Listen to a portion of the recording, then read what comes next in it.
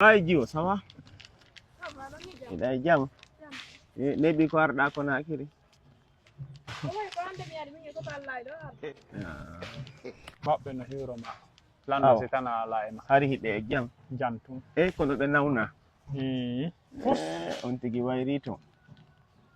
eyyi ɓe immininmi ɗo haaka maɗo yomi jonne o leterɗo ɗo on to noon kalisi kana kalisi tawa kadi koni de ɓe jonnirimi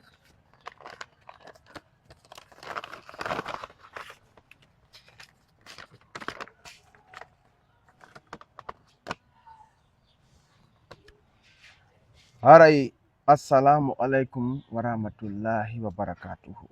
jam e kisi e ma haray ko min babe ma woni ko windam ma o letter ɗo fi hon ɗum koko tawi kon enen ɗiɗo en famodira ala jaɓude fewjo dede a jokka soɓe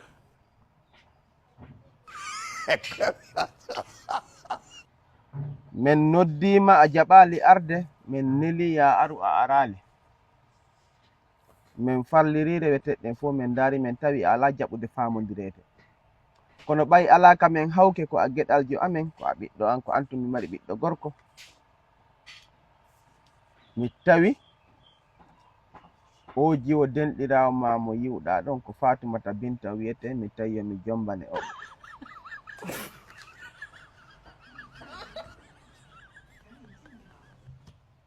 haray noon komin torotoma min jeejama yer ko heɓuɗa wo okkora ñaama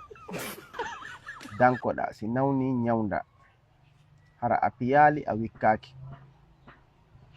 haray noon mi wattiji won e sokeje ma ko hana waɗede kon fof fi dewgal ngal waɗama haray ko ɗum ko min baben ma wassalam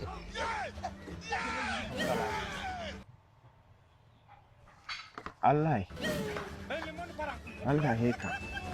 nandi ko ni honɗum waɗanto lanɗum ko ɗum wonɗa wadde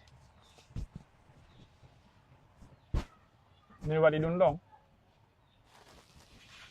o salli nela koyo noddi wona finde juuloɓe ar juula ka awa min mi heeɓi golle awalanni hey kan hom est ce que ɗasutilam welamma wilane welam hom mi yomi mette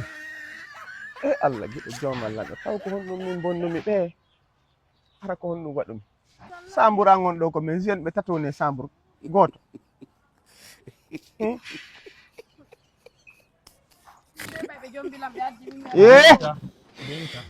joni noon a yiyan tigi min ñewɗo min fottata ka na miɗo wolde mo wolde haalanɓe nodduɓe innaɓe min fottata inna min fuɗɗiki haɓude kisa o lanɗo ko la pos ayno ɓornori ɗo ni ka koya hendomo moƴƴinamo ha moƴƴa jes ɓe woni wiide ɗon ko kafide muɗum ka suudu kattoɗa ha ɓen ɗon ɓe yalta ka suudu ɗon hetta suudu ndun hetta modima gomamo ha o wawa horde wona mo jogoɗa mona si tawi noon ko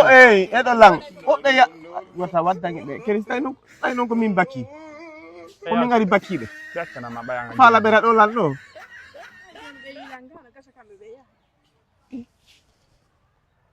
honno babe watanmi waɗirde ɗiɗo tigi muñño ka gorko certe hammi silal na ko sikkuɗa no babe watala waɗirde ɗippiji ɗe nene awa joni mi yeehi haray ko ya on toon ɗa accude o ɓayde namin joom bana mi hay wallahi ɓe mawɓe fulawa ɗo muñño ɓe yonayla yok muñño na jeno tawi ɓe huwayla yok muñño baba ɓe yonayla yok ɗo gorgu ma ngu fuɗɗike timmude noon tigi tigi on gorgu debbo gorko timmi wotuma o jomni haajuma e ɗum ngayila wonde ɓe ganga fulawa ton a sikkude noon ɗo ko fulawa ni joni a ƴettuma hoote ngel fof ko fulawa kono dow iwata ko ɓeygu ma few a wanga heɓa licence mayde ma ndi itte maɗa jaga dow ɗum ala tongude sa yi way ɗo mi ala sens few mi innali goɗɗo goreɓe ma ɓen fof ala ɓurɗo heɓude sens ko heɓi siga o debbo ɗo fenanima nden fenade si o jogi kema ha satti ken min mi wi aligoy a wonay tagaɗo min mi wi aligoy o fota ananiralan wiyaali o fota komi wima na fewdo o saayi ɗo situation o moƴƴiralan few eyo ɗum woni ko annduɗa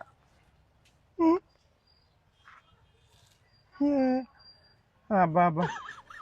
hande ko ɗum mi anda min on joni miɗo yaade mi rewtoya ga kiikiiɗe nde miɗo arta ndera yaka gara batti mi rewa e ga nodduɓe wiyaɓe min fottata min e o min fuɗɗiki haɓude ɗi ɗanani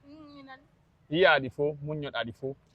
nanaɗi fof wata o muñño anani ta muñño fus gorko ma on nani ta muñño ɗum ko si tawi ko min jombo mara no yiɗi wata muñño fus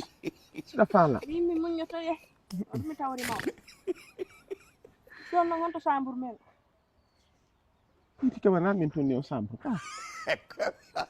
fof si ɓe jaɓi hejjen ton min mi faalaka fes ɓayɓe landakilan hay abiyan o on selay ɗum ɗon enen ko noon juuɗe maɗe inuɗo mi yettu juuɗe maɗe akke to mi waɗa ɗo mi anda de ɓay min mi yiɗa mi yiɗa de min mi ala famde ɗum ɗo joni ƴetti juuɗe maɗe wata ɗeɗɗan